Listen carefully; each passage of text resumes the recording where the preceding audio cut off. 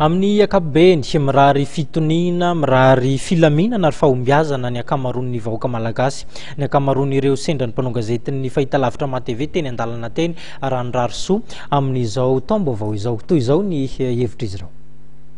Mitandrina vaovao daholo dia samy tahin'Andriamanitra isika rehetra dia mba samy tondra fifaliana sambatra ty taona vaovao daholo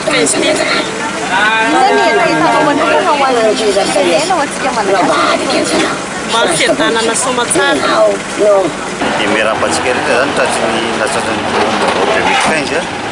dia eny anie tonga soantsika rehetra sy taona ao aty dia mba hoambinina amin'ny zavatra rehetra tsy atao mba samy tonga amin'ny tanjona izay reny zany ny tsirairay avy izay ngamany kelikely azo mba atao samy tondra fahasalamana ho atsika tonga soantsika ny taona vaovao 2015. Raritso moa zany dia engany ka ho taona feno fahasambarana zany elany disadisa rehetra zany eto amin'ny fireneny ty taona 2020 sy 2020 ty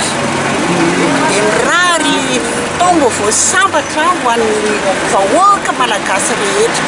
tompony hitantsika rehetra. Amin'izao fahatarantsika menakavy ny taona vaovao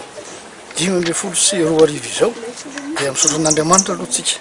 nomeny tombonandro afaka iaina sy anatanteraka ny adidy aman'andraikitra eo amin'ny fianakaviana sy ny tandrazana ka ny firariako zany amin'ny fo madio tsisy paintina dia mba fahatoniana ho an'ny vahoaka malagasy